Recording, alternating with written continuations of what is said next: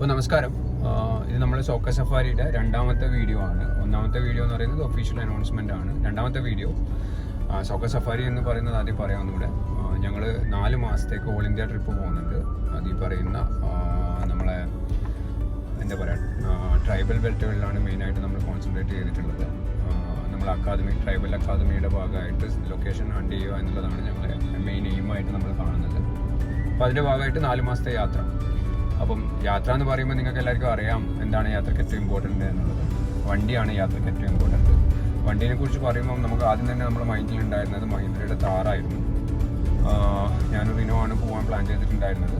അപ്പം താറ് ആലോചിച്ച് വരുമ്പോഴാണ് ഞങ്ങളിത് കംപ്ലീറ്റ് ഡോക്യുമെൻ്റ് ചെയ്യുന്നതിനെ കുറിച്ച് ആലോചിച്ചത്. അപ്പോൾ കംപ്ലീറ്റ് ഡോക്യുമെൻ്റ് ചെയ്യുമ്പോൾ താറിൽ ഞങ്ങൾക്ക് ഒരാൾ എക്സ്ട്രാ വേണം. അപ്പം താറിൽ ഒരാൾ എക്സ്ട്രാ എന്ന് പറയുന്നത് പ്രാക്ടിക്കലി എളുപ്പമല്ല. കാരണം നിങ്ങൾക്കറിയാം താറിൻ്റെ ബൂട്ട് സ്പേസ്, പുറകിൽ ഒരാൾക്ക് ഇരിക്കാനുള്ള കംഫർട്ടൊന്നും അത്ര സുഖമല്ല. കാരണം 4 മാസത്തേക്ക് യാത്രയാണ്. അപ്പം ചെറുതായിട്ട് അങ്ങനെ പോകാനും പറ്റുന്ന ഒന്നല്ല. അപ്പോൾ രണ്ടാമത് ഏത് വണ്ടി വേണമെന്ന് ആലോചിച്ചിട്ടാണ് നമ്മൾ 2 വണ്ടിയിലേക്ക് എത്തിയത്. ഒന്ന് മഹീന്ദ്രയുടെ സ്കോർപിയോയും 2 ടൊയോട്ടേൻ്റെ ഹൈലക്സും. അപ്പം ആദ്യം തന്നെ നമ്മൾ മഹീന്ദ്രൻ്റെ സ്കോർപിയോ ടെസ്റ്റ് ഡ്രൈവ് എടുത്തു.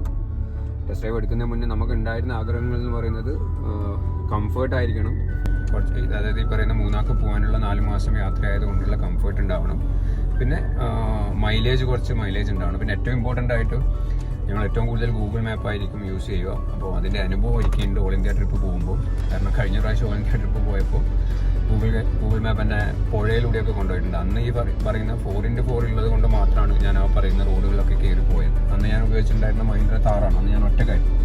ഇപ്രാവശ്യം അങ്ങനത്തെ റോഡുകൾ പ്രതീക്ഷിക്കുന്നുണ്ട് ഞാൻ. കാരണം കൂടുതൽ ട്രൈബൽ ബെൽറ്റുകളും റൂറൽ ഏരിയാസും ആവുന്നത് കൊണ്ടുള്ള ഉള്ളോട്ടുള്ള യാത്രകളായിരിക്കും എന്നുള്ളത് കൊണ്ട് തന്നെ അപ്പോൾ 4x4 വേണം. ഇത്രയൊക്കെ നമ്മൾക്ക് ആഗ്രഹം ഉണ്ടായിരുന്നുള്ളൂ. അപ്പോൾ അങ്ങനെ മഹീന്ദ്ര സ്കോർപിയോൻ്റെ പുതിയ സ്കോർപിയോ എന്നിൻ്റെ ടെസ്റ്റ് ഡ്രൈവ് എടുത്തു. ഇവിടെ നേരാ മോട്ടോഴ്സ് കണ്ണൂരിൽ നിന്നാണ് ടെസ്റ്റ് ഡ്രൈവ് എടുത്തത്. അവർ നമുക്ക് 2 ദിവസം കംപ്ലീറ്റ് വണ്ടി തന്നു. നമ്മൾ എല്ലാ ടെറൈനിലും വണ്ടി ഓടിച്ചു നോക്കി. ഈ പറയുന്ന അതിൻ്റെ വീഡിയോസ് ഇതിൻ്റെ കൂടെ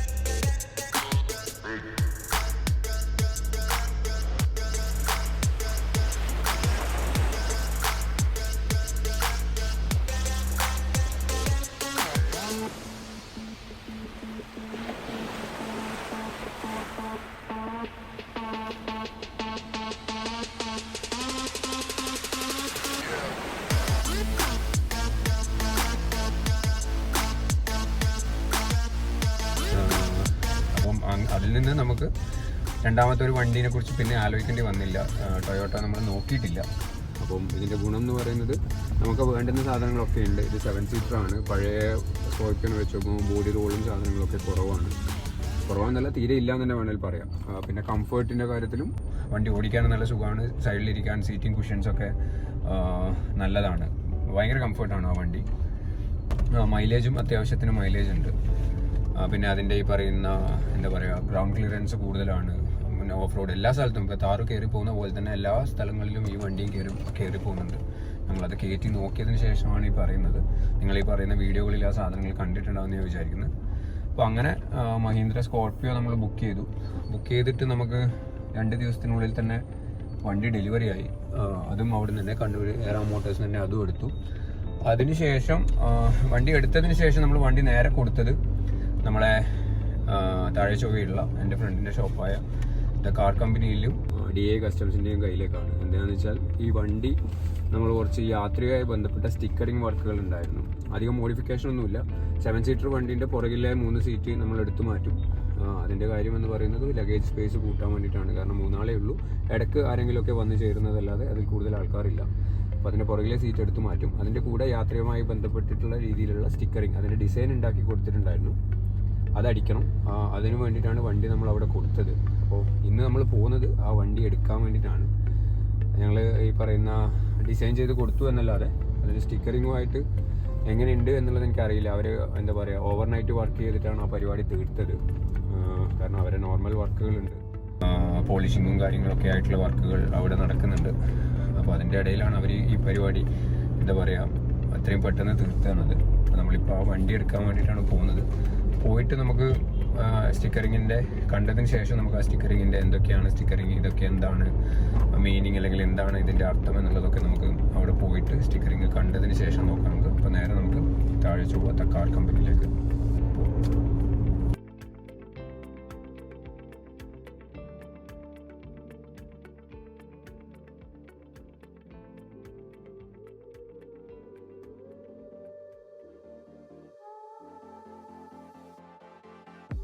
അപ്പം ഇതാണ് ഫൈനൽ നമ്മളെ ഡിസൈനിങ്ങും സാധനങ്ങളും ഒക്കെ, അല്ലെങ്കിൽ സ്റ്റിക്കറിങ്ങും സാധനങ്ങളും ഒക്കെ കഴിഞ്ഞ വണ്ടി.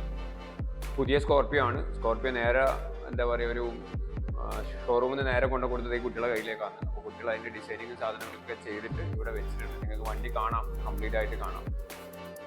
ഇതിൻ്റെ ടെസ്റ്റ് ഡ്രൈവും വീഡിയോസൊക്കെ ഓൾറെഡി കാണിച്ചിട്ടുണ്ട്. ഇതതിൻ്റെ ഡിസൈനിങ് ആണ്. ഡിസൈനിങ് ഞാൻ എക്സ്പ്ലെയിൻ ചെയ്തുതരാം. അതിന് മുന്നേ നിങ്ങളൊന്ന് വേണമെങ്കിൽ ഒരു റൗണ്ട് വെറുതെ ചുറ്റി കണ്ടോളൂ ഡിസൈനിങ് എന്താണ്.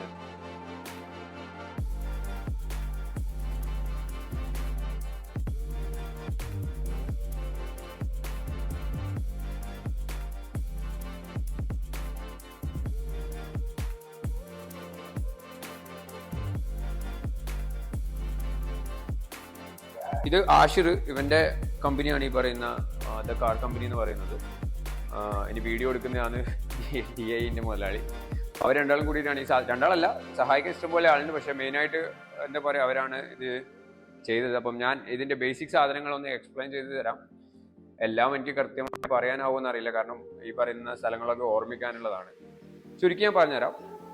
ഇത് ഞങ്ങളെ എംബ്ലം ആണ്, സോക്കർ സഫാരിൻ്റെ എംബ്ലം ആണ്.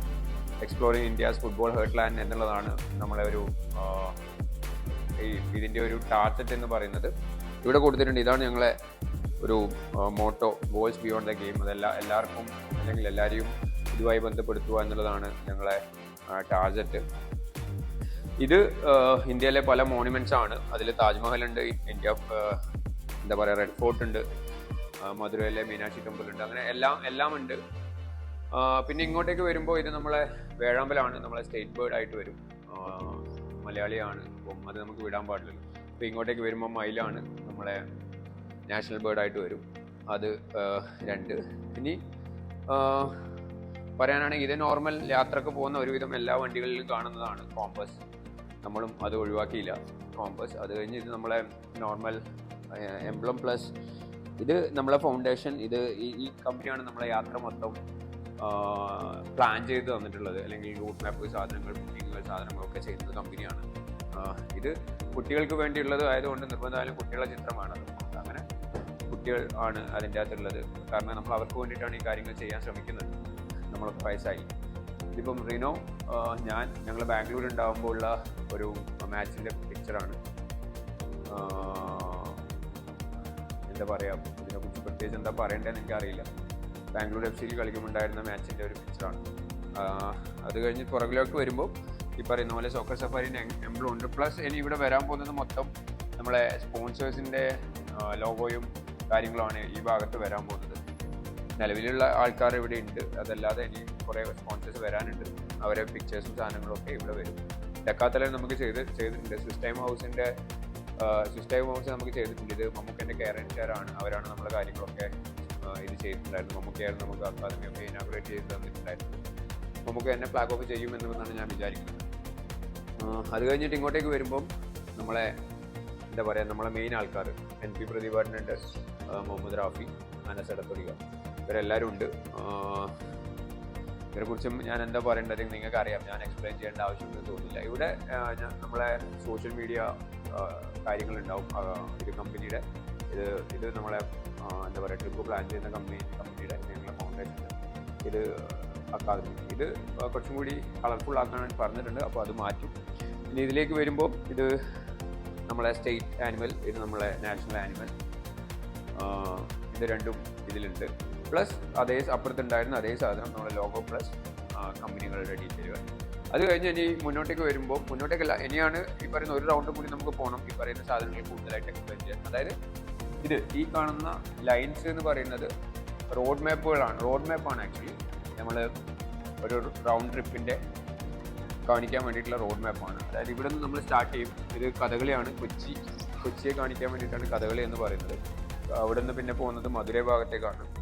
ഇത് എല്ലാ പോകുന്ന സ്ഥലങ്ങളും ഇല്ല, പോകുന്ന വഴിക്കുള്ള ഇമ്പോർട്ടൻ്റ് ആയിട്ടുള്ള കുറച്ച് സ്ഥലങ്ങൾ മാത്രമേ മാർക്ക് ചെയ്തിട്ടുള്ളൂ. അതും അറിയപ്പെടുന്ന സ്ഥലങ്ങൾ മാത്രമേ ഉള്ളൂ. നമ്മൾ അധികവും അറിയാത്ത സ്ഥലങ്ങളിലൂടെയാണ് പോകുന്നത്. അവിടുത്തെ കാര്യങ്ങൾ നമ്മൾ കൊടുത്തിട്ടില്ല. ജസ്റ്റ് ഒരു യാത്ര പോകുന്നു എന്ന് കാണിക്കാൻ വേണ്ടി വെച്ചു എന്ന് മാത്രം. മധുരയിൽ നിന്ന് തിരിച്ച് ഞങ്ങൾ തിരുവനന്തപുരത്തേക്ക് വരും. തിരുവനന്തപുരത്ത് നിന്ന് പോണ്ടിച്ചേരി അതിൻ്റെ നടുവിൽ ഈ പറയുന്ന രാമേശ്വരം ഒക്കെ ടച്ച് ചെയ്യുന്നുണ്ട്. പക്ഷേ അതൊന്നും നമ്മളിവിടെ വെച്ചിട്ടില്ല. അവിടെ നിന്ന് ഹൈദരാബാദിൽ നിന്ന് എന്താ പറയുക, സൺ ടെമ്പിൾ, കൊണാർക്ക്, പുരി, അവിടെ നിന്ന് ഹൗറ, കൊൽക്കത്ത, മെയിൻലി കൊൽക്കത്തയിൽ നിന്ന് കൻഹയിൽ നിന്ന് അജ്മീറിൽ നിന്ന് ആഗ്രയിൽ നിന്ന് വാരണാസിയിൽ നിന്ന് ഗാങ്ടോക്കിൽ നിന്ന് തവാങ്ങിൽ നിന്ന് കാസിരംഗ. ഈ നാഷണൽ പാർക്കുകളും ഞങ്ങൾ പോകുന്ന വഴിക്ക് ടച്ച് ചെയ്യുന്നുണ്ട്. കാരണം ഇത് once in a lifetime journey ആയതുകൊണ്ട് നാഷണൽ പാർക്കുകൾ മാക്സിമം ടച്ച് ചെയ്യാൻ പറ്റുവാണെങ്കിൽ ടച്ച് ചെയ്യണം എന്നുള്ള ആഗ്രഹമുണ്ട്.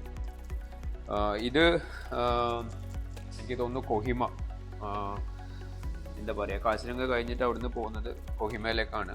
കൊഹിമ കഴിഞ്ഞാൽ വരുന്നത് ലക്നൗ കഴിഞ്ഞാൽ ഋഷികേഷിൽ നിന്ന് മണാലിയിൽ നിന്നത് ലേയിലടക്കം.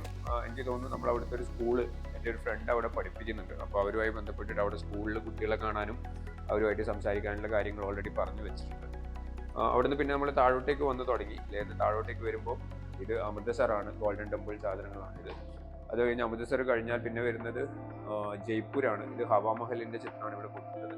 അത് കഴിഞ്ഞാൽ പിന്നെ ഗുജറാത്തിൽ ഗീറിൽ നിന്ന് നമ്മൾ നേരെ പോകുന്നത് മുംബൈ, ഇന്ത്യ ഗേറ്റാണത്. മുംബൈ കഴിഞ്ഞ് കഴിഞ്ഞാൽ പിന്നെ വരുന്നത് ഗോവ കഴിഞ്ഞ് കഴിഞ്ഞാൽ ഹംപി കഴിഞ്ഞ് കഴിഞ്ഞാൽ ബാംഗ്ലൂർ ടു ഊട്ടിയിൽ നിന്ന് പല സ്ഥലങ്ങളും കറങ്ങി തിരിച്ച് കൊച്ചി. ഇതാണ് ബേസിക്കലി സാധനം വരുന്നത്. ഇങ്ങനെ ഉണ്ടാവും. നമ്പർ പ്ലേറ്റ് ഓൾറെഡി കിട്ടിയിട്ടുണ്ട്, അത് നാളെ പിക്ക് ചെയ്യും. ഇതിൻ്റെ മേലെ ഒരു റൂഫ് ടോപ്പ് കാരിയറും കൂടി വരും. ആദ്യം ടെൻ്റായിരുന്നു ഞാൻ പ്ലാൻ ചെയ്തിട്ടുണ്ടായിരുന്നു. ടെൻറ്റ് ഭയങ്കര ഹെവിയാണ് എന്നുള്ളതുകൊണ്ട് നമ്മൾ ടെൻറ്റ് മാറ്റിയിട്ട് ടെൻറ്റ് മറ്റേ ഡെക്കാത്തലൻ ടെൻറ്റ് എടുത്തു. ഇതിന് മേലെ ഒരു റൂഫ് ടോപ്പ് കാരിയർ വെക്കാൻ തീരുമാനിച്ചു. അതും ഇത് ഓൾറെഡി അതിൻ്റെ ഡിക്കിയിലുണ്ട്, അത് ഫിറ്റ് ചെയ്യേണ്ട ഇതുള്ളൂ. അതിന് കുറച്ച് ലഗേജ് ഉണ്ടായാൽ മാത്രമേ അത് ട്രാവൽ ചെയ്യുമ്പോൾ ഗുണമുണ്ടാവുക എന്നുള്ളത് ട്രാവൽ ചെയ്യുന്നത് ഫിറ്റ് ചെയ്യാൻ വേണ്ടി വെച്ചതാണ്. ബേസിക്കലി ഇതാണ് വണ്ടി, ഇതാണ് അതിൻ്റെ സ്റ്റിക്കറിങ്ങും കാര്യങ്ങളൊക്കെ. അപ്പോൾ അതൊക്കെ തന്നെയാണ് വണ്ടി. ഇനിയിപ്പോൾ ഇനി വണ്ടി എടുക്കണം. വണ്ടി എടുത്ത് ഇനിയിപ്പം നേരെ ഇന്ന് കൊച്ചിയിലേക്ക് പോകണം. കൊച്ചിയിലേക്ക് പോയി അടുത്ത ദിവസങ്ങളിൽ ആക്ച്വലി റിനോവും പ്രതിപാട്ടനും ഉണ്ടാവേണ്ടതാണ്. റിനോ ഇന്ന് നാട്ടിൽ തൃശ്ശൂരാണ്, പ്രതിപാട്ടൻ ദുബായിലാണ്, റാഫിച്ച തിരുപ്പൂർ എന്തോ ഉദ്ഘാടനത്തിന് പോയിട്ടാണത്. അപ്പോൾ അങ്ങനെയൊക്കെ ഉള്ളതുകൊണ്ടാണ് ഞാൻ ഒറ്റയ്ക്ക് വന്ന് എടുത്തത്. എന്തായാലും ഓക്കെ, ഇതാണ് അപ്പം വണ്ടി. ഇതിൻ്റെ ലോഞ്ച് ഗോവിന്ദ മാഷ് എനിക്ക് തോന്നുന്നു ISSKയിൽ ചെയ്യും. അപ്പോൾ ഇതാണ് ഫുൾ വണ്ടി. അതിൻ്റെ ഡിസൈനിങ്ങും സാധനങ്ങളൊക്കെ കഴിഞ്ഞ് എങ്ങനെയാണ് നമ്മൾ യാത്ര പോകാൻ പോകുന്നത്. ഇന്നിപ്പം കൊച്ചിയിലേക്ക് പോകും, ഞാൻ ഓൾറെഡി പറഞ്ഞു. നിങ്ങൾക്ക് ഇഷ്ടപ്പെട്ടു എന്ന് വിചാരിക്കുന്നു. അതിൻ്റെ ഡിസൈനും കോൺസെപ്റ്റും ഒക്കെ ഇഷ്ടപ്പെട്ടു എന്ന് വിചാരിക്കുന്നു. അപ്പോൾ നമ്മളെ ഈ യാത്ര കഴിയുന്നവരെ നമ്മളെ കൂടെ നിൽക്കുക, യാത്ര കഴിഞ്ഞാലും നമ്മളെ കൂടെ നിൽക്കുക. നമുക്ക് എല്ലാവർക്കും കൂടി ഇതൊരു നല്ല യാത്രയാക്കാം, നല്ല ഫ്രൂട്ട്ഫുള്ളായിട്ട്, അല്ലെങ്കിൽ ഇതിനൊരു എന്താ പറയുക റിസൾട്ട് കിട്ടുന്ന രീതിയിലുള്ള ഒരു യാത്രയാക്കാം. നിങ്ങൾ കൂടെ നിൽക്കുക. ഈ പറയുന്ന പ്ലാനറി ട്രിപ്പിൻ്റെയും ഞങ്ങളെ സോഷ്യൽ മീഡിയാസൊക്കെ കൃത്യമായി ഫോളോ ചെയ്യുക. കാരണം ഞങ്ങളെ യാത്രകളുടെ ഡീറ്റെയിൽ അറിയണമെങ്കിൽ കൃത്യമായിട്ട് ഫോളോ ചെയ്യുക. ഇതിൽ കൃത്യമായിട്ട് സാധനങ്ങൾ വരും. ഈ പ്ലാനറി ട്രിപ്പിൻ്റെ യൂട്യൂബ് ചാനൽ സബ്സ്ക്രൈബ് ചെയ്യുക. ഓരോ 2 ദിവസം ഇടപെട്ടിട്ട് യൂട്യൂബ് അപ്ലോഡ് ചെയ്യാനുള്ള പരിപാടിയാണ് നമ്മൾ പ്ലാൻ ചെയ്യുന്നത്. അത് നെറ്റ്വർക്ക് യാത്ര ആയതുകൊണ്ടുള്ള തടസ്സങ്ങളുണ്ടാവും. അതല്ലെങ്കിൽ കൃത്യമായ ഇടപെടലുകളിൽ യൂട്യൂബ് ചാനലിൽ ഞങ്ങളുടെ യാത്രയുടെ വീഡിയോസ് വന്നുകൊണ്ട് പോകും. അപ്പോൾ നിങ്ങൾ കൂടെ ഉണ്ടാവും എന്ന പ്രതീക്ഷയിൽ അടുത്ത വീഡിയോ കാണും വരെ. ബൈ.